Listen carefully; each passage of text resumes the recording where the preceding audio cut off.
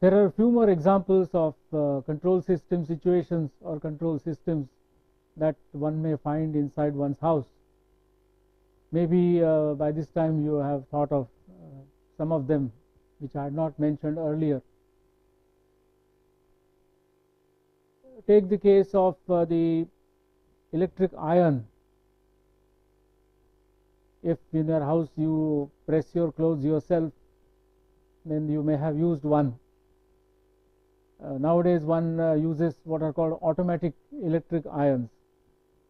So as you know, you not only turn the electric iron on, but you also set it depending on the nature of the cloth or material that you are ironing, whether it is wool or silk or most likely cotton or some mixed fiber and things like that.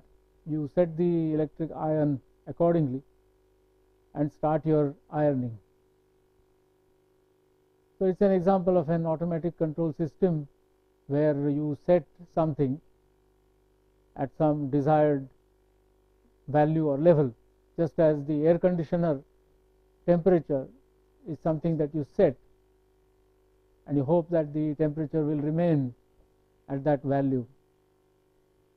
Another household example is a washing machine. Once again, in the case of a washing machine, besides just turning it on or off, you have a number of choices that you can make depending on the amount of load or the total weight of clothes that you want to put in, maybe the type of the clothes, the kind of detergent that you want to use. So you set various things like perhaps the number of minutes that you would like the clothes to soak, and then rinse and spin and whatnot. So there are quite a few selections to be made on the top panel of the washing machine before you put in the clothes and turn the machine on for washing. And most of the washing machines today are automatic. There is a timer also. As I mentioned earlier, the soaking will be done for a number of minutes which are preset. And at the end of the whole thing, the machine will switch itself off or go back to a standby position.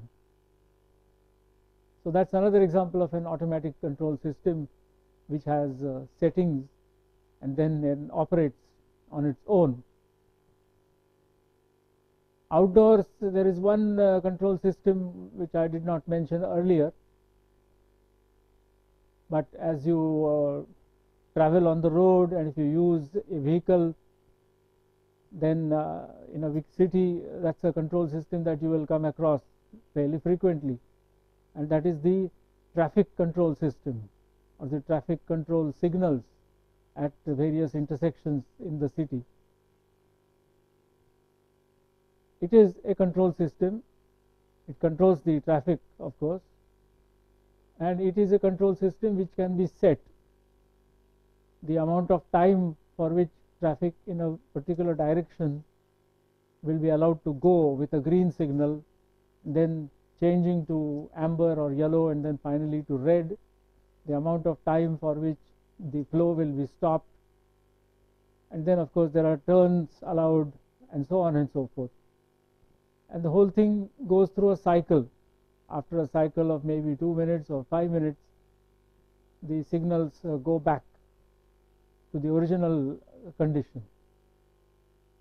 So here again there are settings to be done, and then you let the system go. One can of course think of many more control systems of an industrial type, and we will look at a few of them a little later. I mentioned earlier some distinctions between the various control systems that we have looked at so far. We talked about discrete level versus continuous level control systems, discrete time versus continuous time control systems.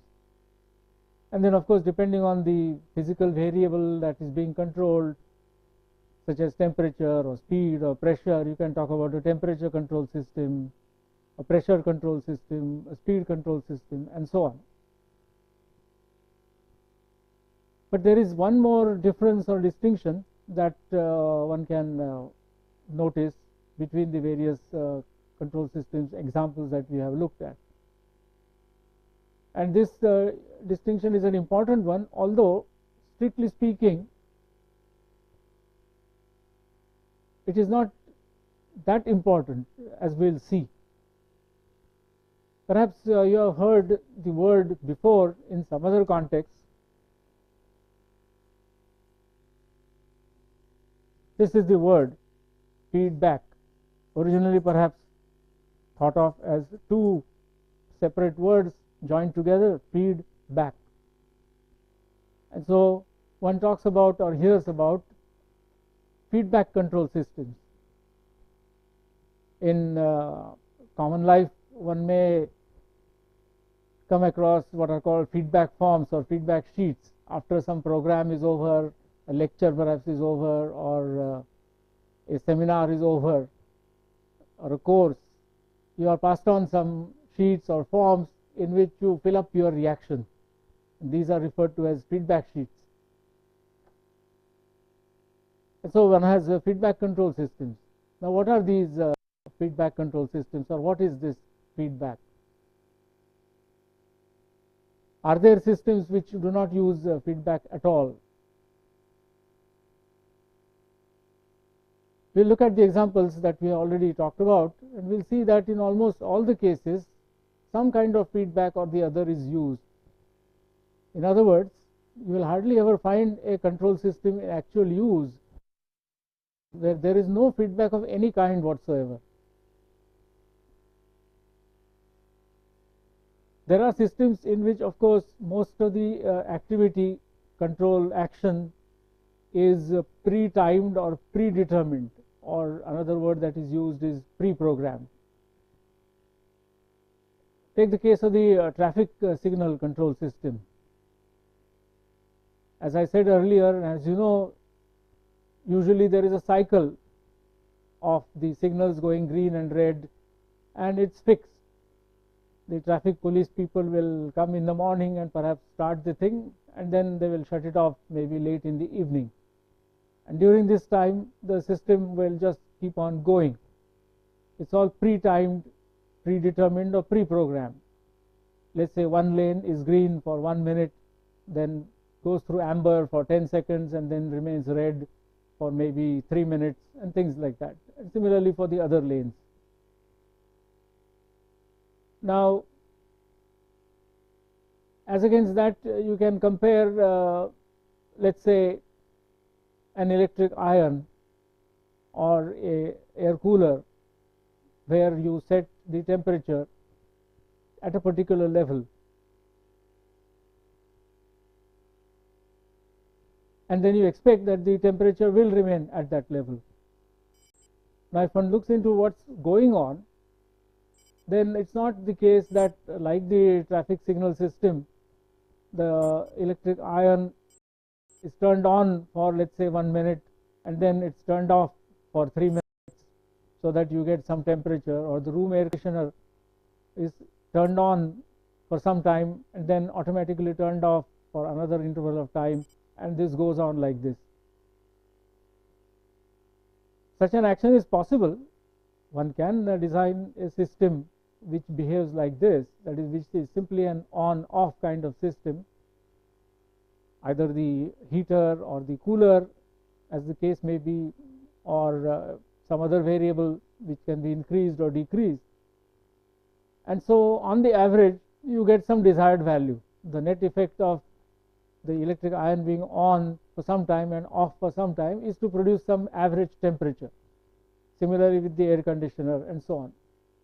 But usually this is not desirable, because when the electric iron is turned on, it will produce heat, and therefore the temperature will go on increasing, and when it is switched off, it will lose heat, and therefore the temperature will go on decreasing, whereas what you wanted perhaps is to have the temperature as nearly constant as possible. Similarly in the case of the air conditioner, if you turn it on, it will cool down the room. If you turn it off because of outside heat, or people present producing their own body heat, the temperature will go up, and again this may not be desirable. So what's happening then? It's not just on off.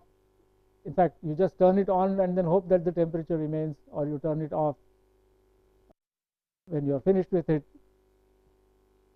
What's happening is that while the system is in operation, something is taking place which of course the designer of the system knows, and as students of control systems you will come to know, and you have to know it. Let's say we are looking at the room temperature control problem. So we want the room temperature to remain constant at some specified value, let's say 27 degrees Celsius. And I'm assuming that the ambient temperature, the temperature outside, will be higher than 27 degrees Celsius, so that it's really more hot outside, and you want it to be cool inside the room. So you remove heat from the room by circulating cool air or cold air in the room. If the outside temperature, ambient temperature, were to go down below 27 degrees Celsius, let's say the set temperature, and you wanted the room temperature to be 27 degrees Celsius, then obviously you have to produce some heating. If outside it becomes very cold and you want to be comfortable here, then you have to heat the room. And so it's not enough to provide for cool air, but you will have to have hot air also, which can be circulated. And that makes the thing a little more complicated. You want not only an air cooler but also an air heater, the two, both of them operating as the need may be. So let's look at only the situation when the ambient temperature is higher than the desired temperature. So let's say you turn the cooler on. So in the beginning, of course, for the first few minutes or maybe 10 minutes or so, the temperature in the room will not reach the desired value. The temperature will of course start falling from the value which may have been higher to start with, but because of the cool air that is circulating, the temperature in the room will start going down. Now if you kept on circulating that cool air, and the temperature of the cool air usually will be less than 27 degrees Celsius, maybe by a significant amount, the temperature in the room will go down below 27 degrees Celsius. Now if you wanted on-off control, then somebody will have to switch off the air cooler, but otherwise the temperature will keep dropping. Now of course in a practical air conditioner, the switching off thing can occur, and in fact many air conditioners are really of the on-off type.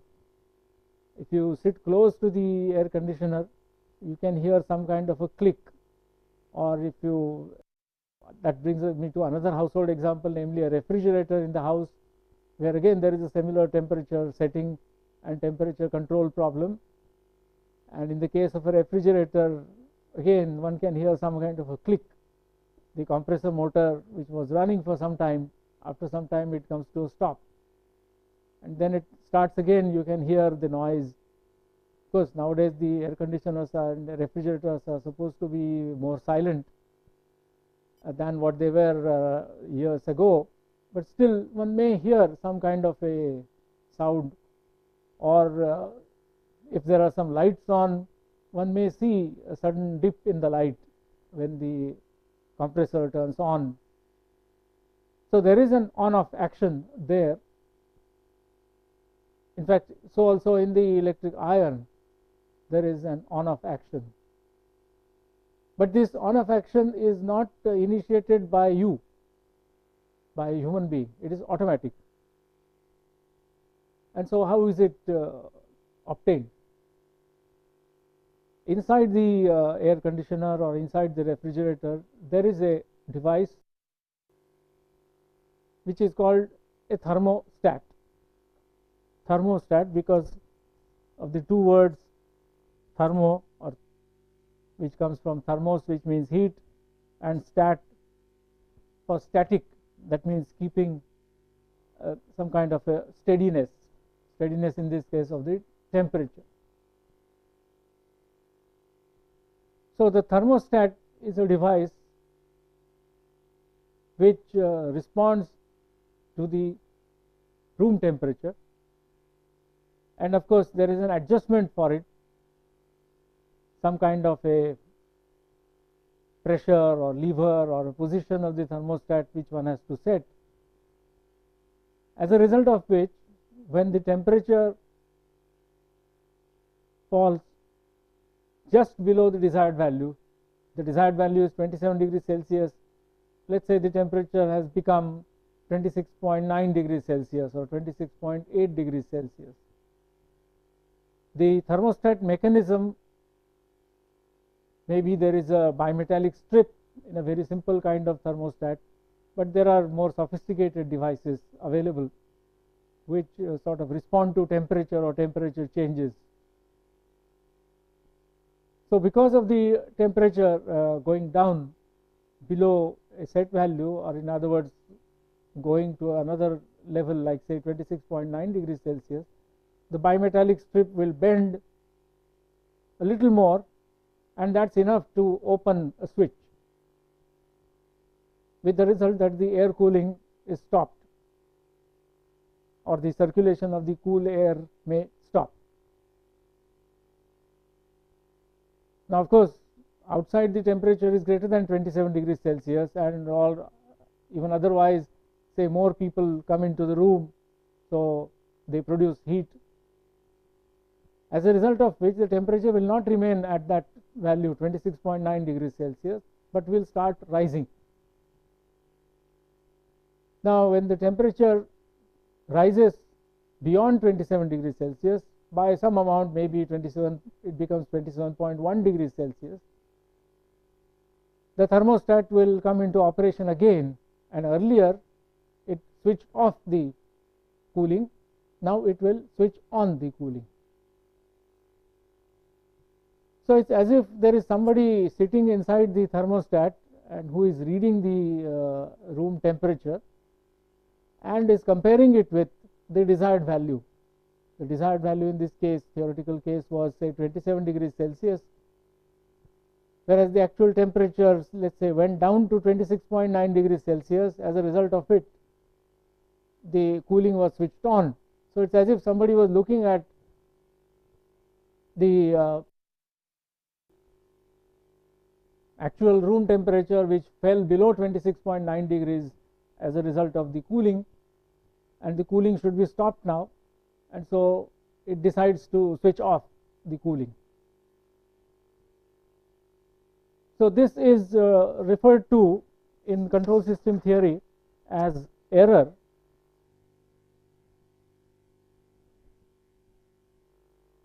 Basically it is not an error in the strict sense of the term, because in many cases this kind of error is unavoidable.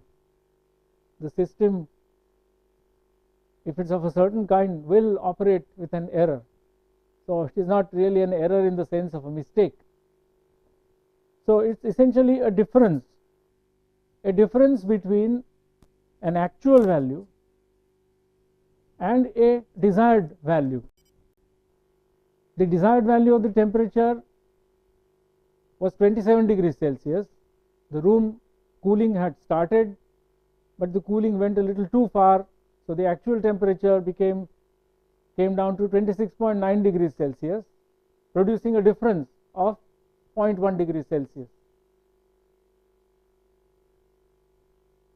And this difference, the way the thermostat arrangement was made, was enough to say make the bimetallic strip bend just a little more, so that some contact is opened and the cooling is stopped.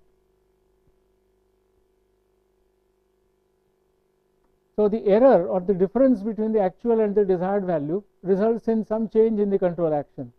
The cooling is stopped. Then very likely the temperature will start rising and it will cross 27 degrees Celsius and may have to be a little higher.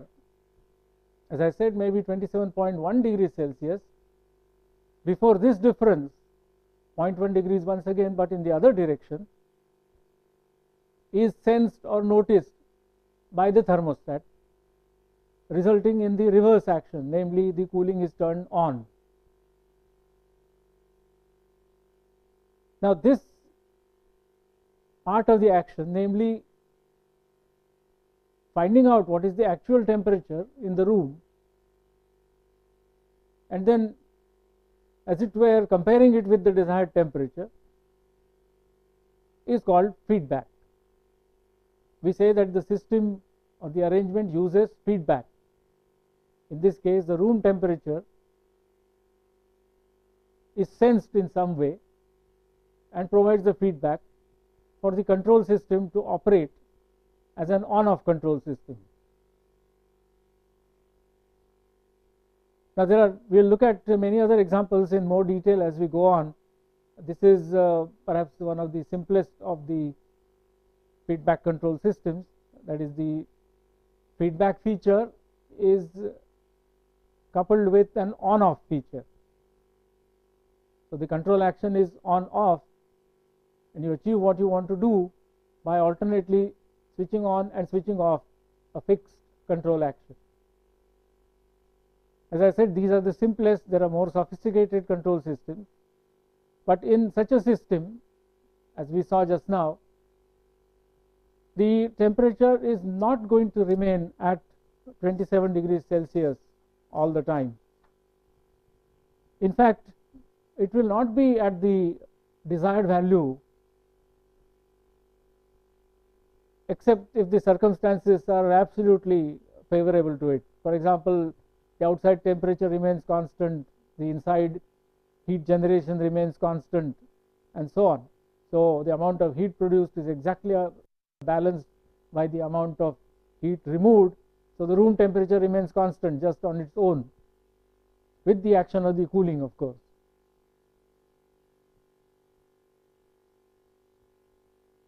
It allows, or it unfortunately allows, a temperature variation.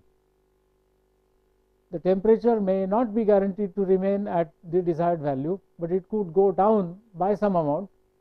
In our case, it could go down to 26.9 degrees Celsius, or it could go up by some amount. In our case, let's say 27.1 degrees Celsius. And so you can only guarantee that the temperature will be, if the system is working properly, will be between these two limits. So there is some kind of a band within which the control system will maintain the temperature.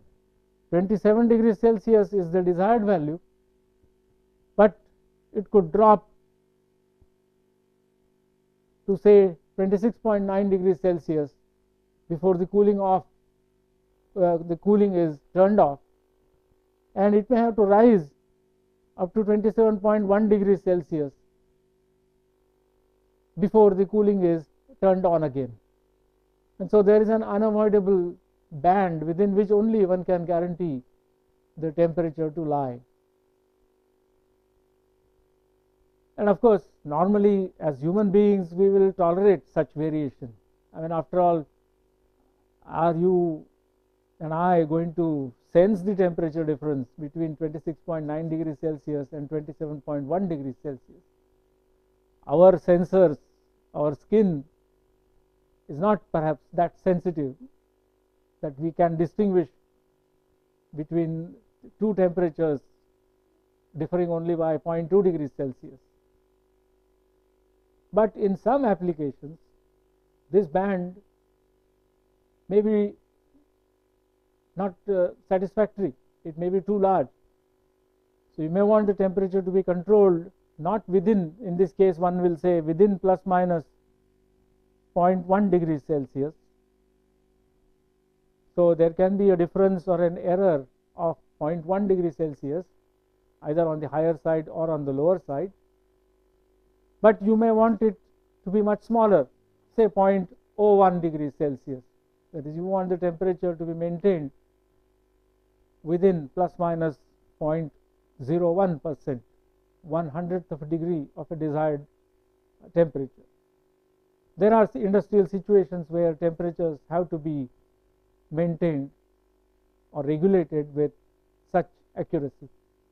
As I mentioned earlier, such systems are also called regulators. So in our case, the air conditioner is a temperature regulator. There could be a system, a control system, which achieves the function of regulating the speed or regulating the pressure and so on. Pressure regulators, speed regulators, voltage regulators, and so on. With the on-off kind of regulators, usually then there will be some error which cannot be avoided. But what we want to note here is this feedback aspect,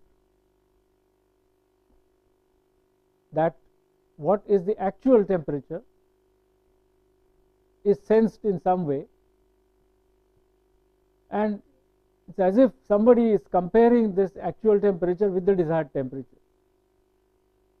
Now very soon we'll start drawing diagrams. I cannot be talking here all the time.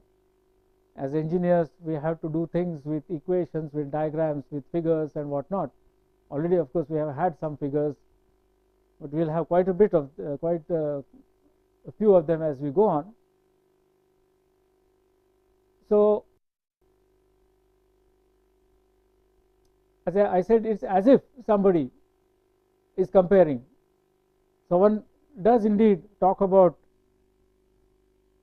something which in effect compares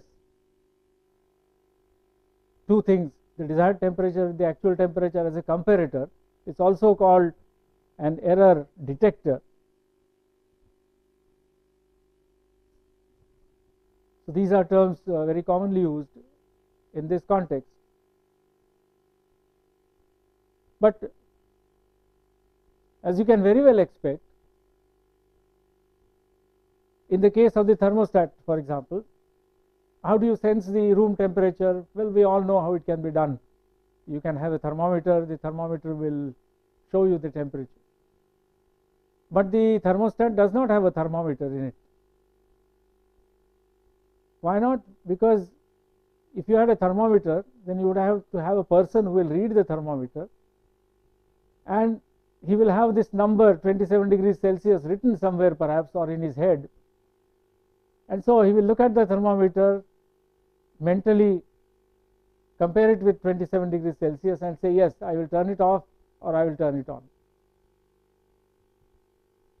While the 27 degrees Celsius temperature, or rather the room temperature, is something which can be actually measured, the desired temperature is not to be found somewhere. It's not as if there is a sample of material which is at that temperature, 27 degrees Celsius, and then you are comparing that temperature with this temperature.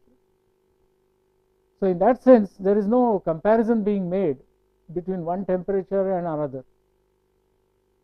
And this is the case in most feedback systems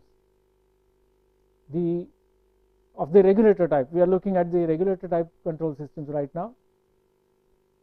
Say you want to regulate the pressure, you want the pressure to remain constant at a certain value.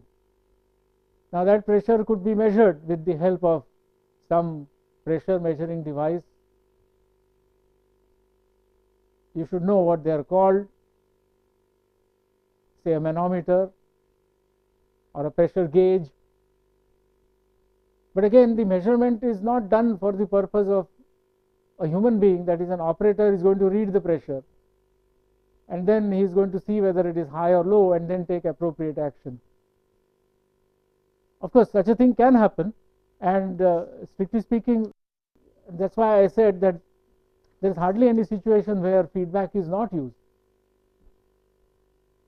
In fact, the human operator or operator is the element or is the part of the control system which is doing precisely this function of feedback. The thermostatic element could well be replaced by a person who reads the thermometer, the temperature with the help of a thermometer, compares it mentally with the desired value, or the desired value may have been noted down somewhere, so he looks at that and then switches on or switches off the cooling system. In this system, a person will be doing the job that a thermostat will be doing normally. So instead of an automatic control system, we have a manual control system. But in both cases, we have feedback. In the manual control case, of course, it's very evident. Somebody is looking at the temperature and then deciding what to do. In the case of the thermostat, it is not evident. In fact, you may not see the thermostat element of your refrigerator or an air conditioner or an electric iron or whatnot. It's not immediately visible, but those of you who are who want to be really good engineers can perhaps start with the electric iron and carefully disassemble it, or at least to some extent, to see where this thermostatic element inside the electric iron is. Whether it's a bimetallic strip or what, you can find out for yourself. So in this sense only, the thermostat or the comparator element inside the system compares the actual temperature with the desired temperature. I am emphasizing this because in many block diagrams that we will draw, and I'll just draw one very quickly without going into any details. One will draw a block with an input shown by an arrow called the reference input. In chemical engineering context, they use the word set point. I already used the word setting. Thermostat is set at 27 degrees Celsius. Now that is shown as an input. That doesn't mean that there is something at 27 degrees Celsius which is connected to the thermostat, or which is that signal is going into the thermostat. And of course, the output of the system is the controlled output, the room temperature in this case, which is to be maintained at a given value. And so one talks about comparing the reference input and the controlled output and seeing whether there is any difference or not, and depending on that, taking some control action. If there were a human being doing this job, you or I were to do this job, of course we'll look at the controlled output temperature or pressure or whatever, look at the desired value, which is the reference input, think of the difference, and then take some appropriate action, like turning an off somewhere or turning a switch on or off and things like that. So the reference input is not physically of the same, as far as the actual system is concerned, physically of the same kind as the controlled output. The room temperature is something very real, and the bimetallic strip does respond to the room temperature, but the reference input temperature is not something real, is not something which is at some 27 degrees Celsius inside the thermostat, but the very setting of the bimetallic strip, there will usually be a screw of some kind, there will be a spring which will push the strip down or up by some amount in relation to the switch contact. That serves as this reference input. There is no physical reference input which is measured or which is stored as a physical quantity.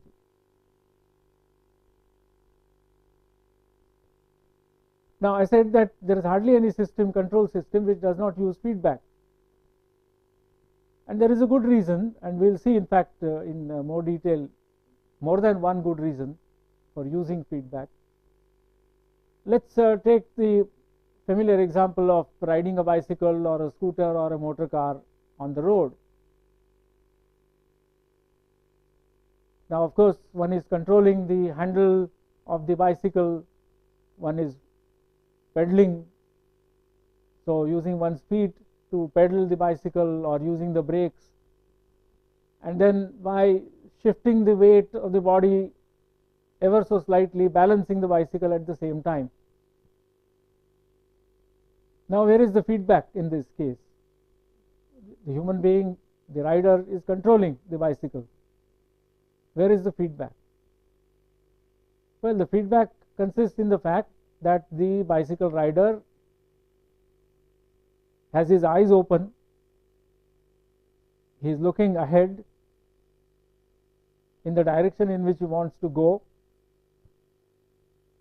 and his whole body, or rather certain nervous parts of the body, serve to indicate the fact that the bicycle is going to tip to one side or the other. In fact, something which helps us to walk, even as simple an activity as walking, or more complex activities like climbing a staircase and so on. As children or as infants, we all learned how to walk the hard way. This is because the body has sort of built-in nervous mechanism which again, one uses the language, tells your brain whether you are standing straight or not, or whether you are likely to fall on one side or the other, and then accordingly you move your foot or hand to achieve a balance. It's tempting to think of a brain as some person who is being told that no, you are going too much to the right, so the brain orders, okay, the left hand or the left foot should move in the other direction, and so on. In fact, incidentally, since we are talking about it, the human being itself has been thought of and can be studied as a very complicated system. It's so complicated that we still don't understand it very fully, and maybe we'll never understand it very fully. But keeping one's balance involves a lot of action, a lot of nervous action and muscular action. And under certain conditions, you are not able to achieve it. One is aware of people who have had one drink too many, and they can hardly walk. Or if you are blindfolded, you may find it difficult to walk. Certainly, if you want to ride a bicycle, unless you have practiced it, or unless you want to try it out, you won't ride the bicycle with your eyes blindfolded. So that brings me back to the feedback. The bicycle rider looks ahead, sees where he wants to go, whether he is going in the right direction, whether there are any obstacles on the road, and then decides to steer the bicycle accordingly, turn left or turn right or keep going. So in this case, one can talk about the desired action should be going straight, the road is straight, you have no reason to turn left or right. Are you actually going straight? Maybe the handle was tipped a little bit, so you are going a little to the left of the road. You could have hit the footpath. So you see that you have gone to the left. Your bicycle handle is, or the front wheel is moving a little towards the left. And so you turn the handle ever so slightly by changing the pressures on the two handlebars, so that the bicycle starts going in the direction straight ahead. So there is a desired value, if you want to call it, you are steering a bicycle. So a particular course that you want to take, it was straight ahead, but you are going to the left, so you make a correction, and then the bicycle is brought into the correct course. Similarly, the speed of the bicycle. Maybe you are going at some comfortable speed, but then suddenly there is a gradient in the road. The road goes up. So, of course, your feet immediately sense the heaviness, and if you want to maintain the speed, you will pedal a little harder so that you can climb up the slope at the same speed. On the other hand, when there is a downgrade, the bicycle is going down a slope. If you pedal in the same way, the bicycle will speed up, and once again you will sense that maybe the speed is a little too high for you to be comfortable, and so you may either stop pedaling or apply brakes if the speed is too high, or unfortunately if some obstacle comes in your way, and you want to avoid a collision, or if a collision seems unavoidable, you will at least try to brake as much as possible. So the human being, the bicycle rider, is constantly using feedback. He or she wants to go in a certain direction or take a turn, either a left turn or a right turn, or slow down or speed up, and one is assessing what's happening. One is comparing what is desirable and what is actually happening. Well, I shouldn't really say one is comparing. It's not as if when you're riding a bicycle, you're constantly thinking, no, I want to go straight. Now, let me see if I'm going straight. No, I'm not going straight. I'm going to the left. So I'll do this action. Or, I'm going a little too fast. Or I see somebody ahead. I must go slow. So compare the desired speed with the actual speed and take a decision. It's not as if all this is done conscientiously, or consciously rather. But certainly something like this must be happening. If you are blindfolded, there is a difference. If for some reason you lose a part of your sense of balance, for example, some medicines can do that, then again you will find it extremely difficult to ride the bicycle, or to follow the turn in the road, or to apply brakes at the proper time, and so on and so forth. Human beings providing feedback is almost always there. There is some kind of a overall human supervision. Just don't turn on things and hope that everything will proceed smoothly. Once in a while you like to check. So that is a kind of human feedback that you have to provide, or that one provides.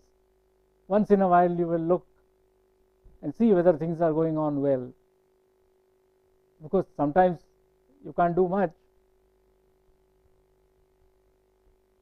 So there are, in industry and even in domestic situations, the feedback control system is automatic rather than manual. But as I said, the feedback is almost always there. What about the traffic signal example? Is there any feedback there? Well, if you want to devise a traffic control system which is, to use a word very often used today, smart or sophisticated, then it should have feedback. What does one mean by that? Well, why have you installed traffic signals in the first place? Of course, it is to regulate the traffic, in the sense it is to avoid collisions. In the Indian context, people, their cars or vehicles stopped in front of each other, both of them refusing to move a bit and coming to a fist fight.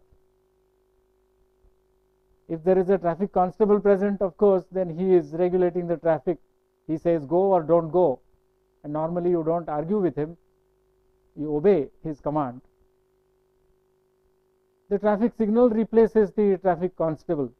It allows traffic to go in one direction or in one lane for a certain time, but since there are other people who have to use the road, you are stopped for some time. Now, where is the possibility of a feedback? Well, this is something which one notices when actually walking or driving on the road. I said that the traffic signal system is usually turned on in the morning, maybe at 8 o'clock in the morning, because why? Because before that time, roughly speaking, there is not much traffic. So the signal will only be blinking to sort of warn you that you should think of others on the road. So the signals are off, so to speak, although there is usually a blinking signal, and the traffic constable also may not be there. So one hopes that you are a responsible citizen, you use your judgment and carry on. It's not as if collisions will take place if the traffic signals are off. In fact, collisions can take place even with the traffic signals on, simply because people don't care for it or violate or brakes fail and all kinds of things. Now, so before 8 o'clock, the traffic is very thin. There are not too many vehicles on the road. There are not too many encounters or possibilities of collision. As a result, you don't need to control the traffic. Similarly, late in the night, say after 10 o'clock or after midnight, the traffic flow is very little,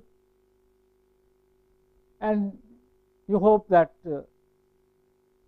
people will handle the situation sensibly. So you don't need again a control by means of a traffic signal or by a traffic constable. In between, the traffic may be heavy, and so you have the signals operating. Now, where is the feedback, the possibility of a feedback?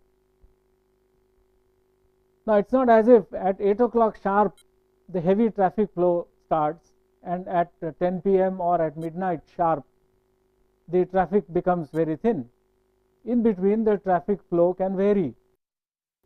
For example, there may be general office timings.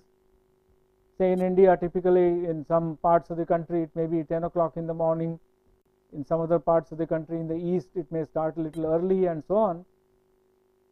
So there would be heavy traffic perhaps between 8 a.m. and maybe noon, and then the traffic may become a little thin and it will start building up again, say at 4 o'clock in the evening, and will be heavy maybe for another 3-4 hours till 8 o'clock, till finally by 10 p.m. or midnight the traffic is really very little.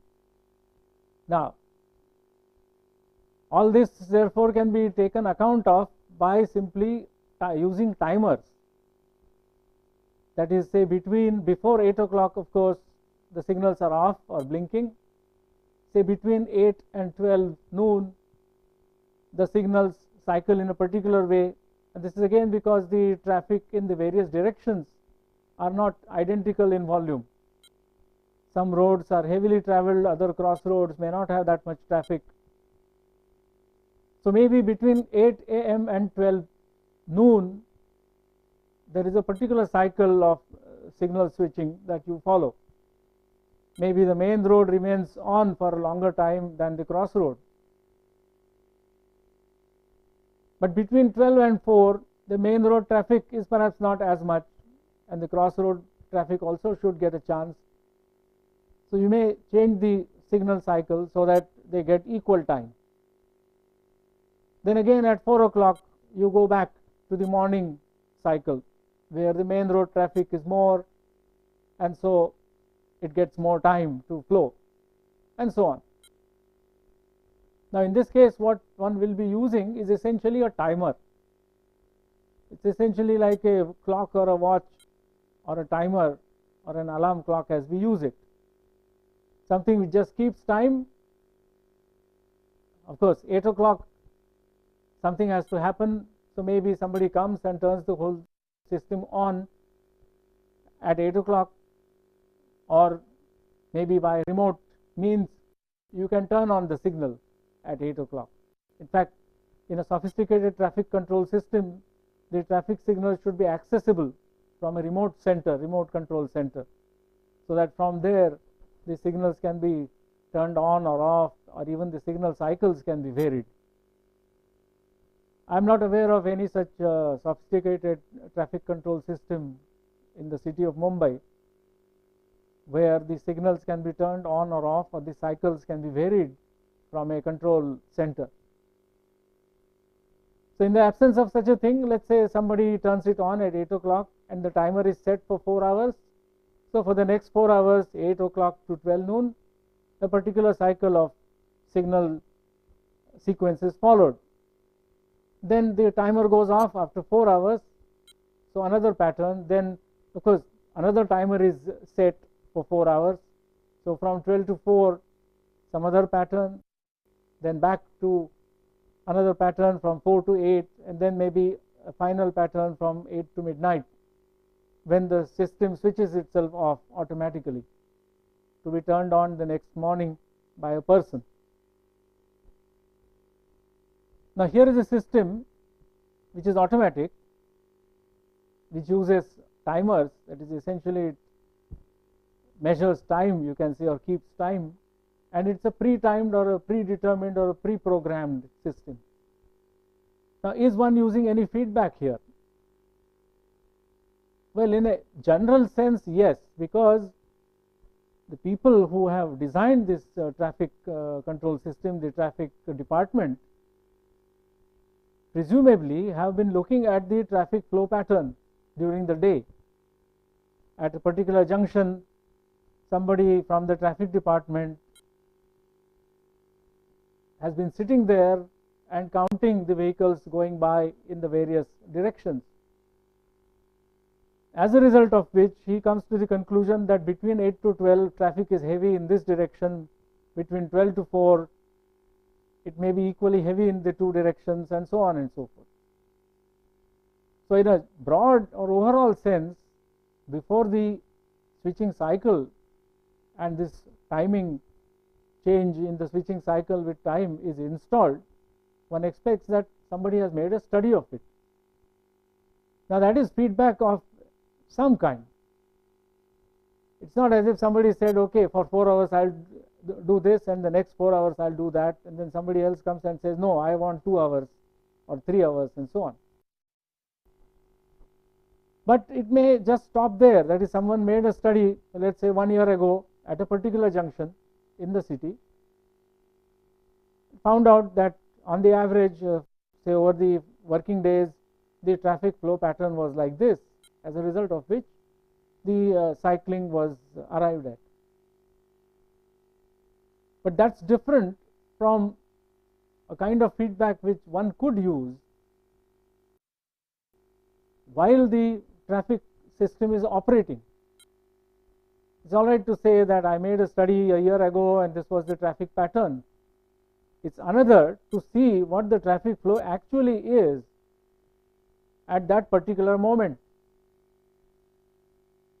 which means that you have to install equipment which effectively will count the number of vehicles which cross the intersection or approach the intersection in various directions. In other words, assess the actual traffic density at a particular moment of time, and then based on that actual observation of what is the traffic situation. For example, on a certain day it may happen that there is some morcha, as typically there is in our country, along some road, as a result of which traffic in one direction is completely blocked. So normally you will have heavy traffic, but because of this morcha or because of some dharna somewhere or the other, there is no traffic. But your signals will go on cycling as set earlier. Or a morcha may require a change in the setup. There could be an accident which causes a change in the traffic pattern. So if possible, if one could find out what is the actual traffic flow situation and then change the signal cycle accordingly, that will be a very nice thing to have. Because what is desirable is that traffic should flow smoothly. There should not be too much of blockage anywhere, resulting in traffic jams, subsequently people losing their temper and small accidents or big ones taking place, and so on and so forth. So one can use feedback. One can install devices which will sense vehicles of various kinds going past the device. It could be a scooter, it could be a car, it could be, the cars have different lengths, it could be a truck, it could be a trailer. It's not such a simple thing. And taking into account the actual measurement, so to speak, of the traffic situation at a given moment, something happens. Of course, one can always have a traffic constable who sees the situation and acts essentially like this feedback element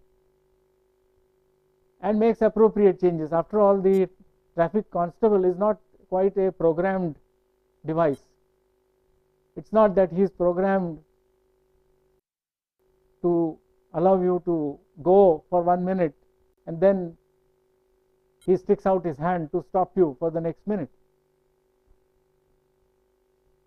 But you may want to replace the traffic constable by an automatic arrangement simply because, as we know, it is really hazardous standing there in the traffic, inhaling all the smoke. It's also risky. A vehicle could hit you. Of course, he will end up in jail, all right, but the poor constable will have a broken leg or could be unconscious. And depending on the situation, there may be too many junctions. It may be difficult to get trained people. And as I mentioned earlier, one of the reasons for replacing human beings by automatic devices is not just to get rid of people, but one expects more reliability, more accuracy. Human beings get tired, they can commit errors, their accuracy is limited. A traffic constable can only be looking at traffic going this way or that way, whereas if you have sensors installed on all the lanes at various distances, one can become aware of traffic vehicle that is still 1 block away or 100 meters away from the intersection and even assess its speed and so on. So this is how one could introduce feedback into a traffic control system. Of course, such a system would cost a lot of money because you have to install all these devices along the roadside and then additional devices which will do this job of comparing, so to speak, what is desirable with what is actual, and then taking a decision, allowing the traffic to go or not to go, keeping the signal green for a longer time or changing it to red. So with feedback, of course, there is a cost associated with it. Of course, as soon as you make something automatic, there is also a cost. One has to design that automatic system. But one may say that, okay, that device does cost some money, but then it is replacing a human operator who also has to be paid anyway. So that's a delicate matter, whether you want to employ a machine to do the job of a person to save money, or is it because you want to increase reliability, you want to increase accuracy, and the human person may be doing some better job than simply standing there and controlling the situation. So there are very few examples like the traffic control system of a not so sophisticated kind where there is no feedback. Although, as I said, there is always an overall feedback. Somebody or the other should be assessing and seeing whether the cycle that was installed or thought of earlier is good enough today, because maybe some new road has opened up or some road has been made one way or whatever, and as a result the traffic flow pattern has changed considerably. So there is this overall human feedback that is always expected, but from moment to moment there may not be any human feedback. The feedback may be automatic.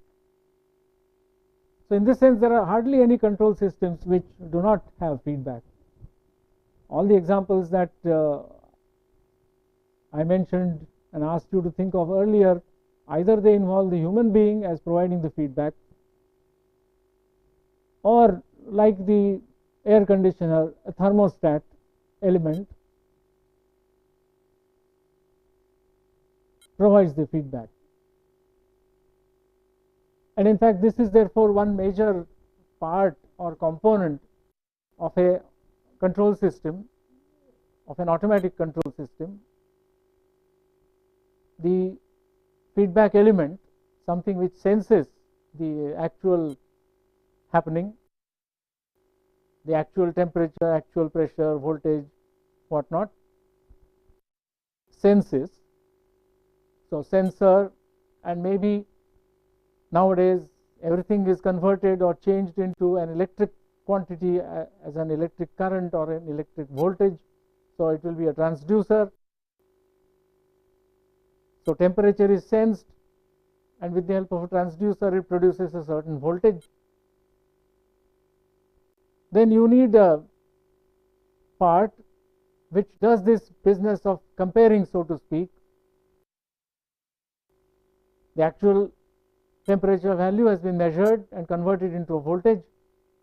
The desired value, as I said, is not necessarily an actual temperature somewhere, but in this case it could be a voltage, a standard voltage, for example, that is available. Let's say a 1.5 volt cell, if it has not run down, will produce a constant voltage of 1.5 volts, or some other reference voltage source, as it is called. So instead of comparing temperature with temperature, or reading temperature, so to speak, as a number 27.1 degrees and the desired temperature as another number 27 degrees, and then saying no, they are not the same, so let me start the cooling. Actual temperature is, one may use the word converted, but a better word is represented. Instead of converted, one may also use the word transformed, but that's not quite correct really. You don't transform a temperature into a voltage. You don't also convert a temperature into a voltage. What essentially you do is you represent a temperature by means of a voltage, by using a device which produces a voltage which depends on the temperature of some part of it. So the actual variable, temperature, pressure, etc., is represented perhaps by a voltage. The desired value is also represented by a voltage. And so what really happens is you have a purely electric device in which you have one voltage coming from the output, the quantity being measured, another voltage which is shown on the diagram as we do earlier as an input, and what amounts to a comparison. It's not that something is subtracted from something, it's not arithmetic subtraction necessarily, but because of the difference between this temperature or what represents it and the other temperature or what represents it, something will happen or something will not happen.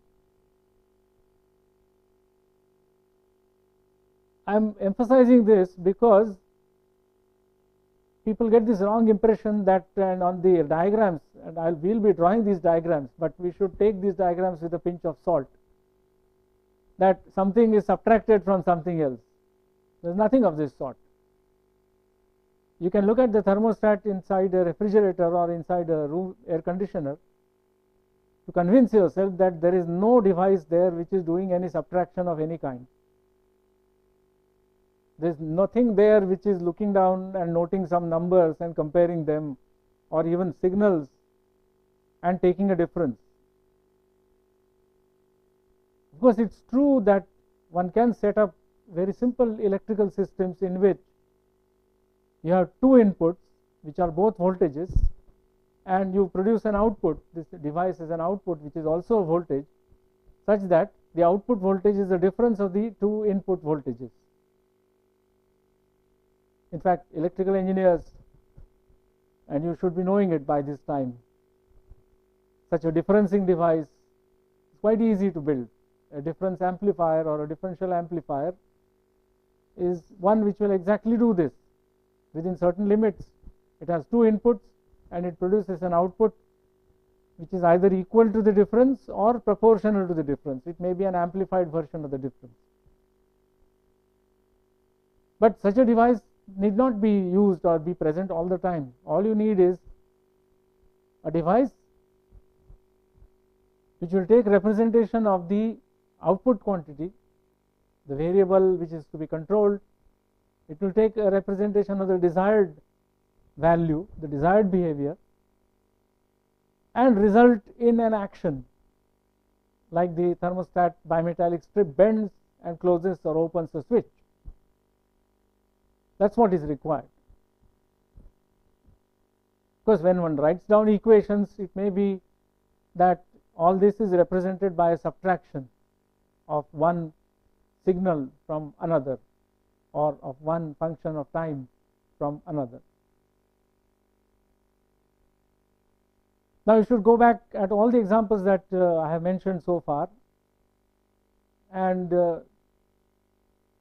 see whether there is feedback being used, whether, of course, first of all, they are automatic or not. So in the case of manual control systems, of course, I told you that the human being, the person, is constantly doing that job of providing feedback. He is monitoring, he is operating, so he is looking, reading, and then taking appropriate action, opening switches, closing switches, turning knobs, and whatnot. But so look at automatic systems and see what is happening, and see that there is feedback. So to say it one more time, there are hardly any control systems where there is no feedback. Almost all control applications use feedback. Now, why do they do so? We'll look at in a little detail. One of the reasons, obvious reasons, is of course the human being uses feedback, and if the human being is to be replaced by a mechanism, then the mechanism performs the same function of feedback. So we'll look at the various kinds of feedback applications, or the reasons other than just this one as to why feedback is required.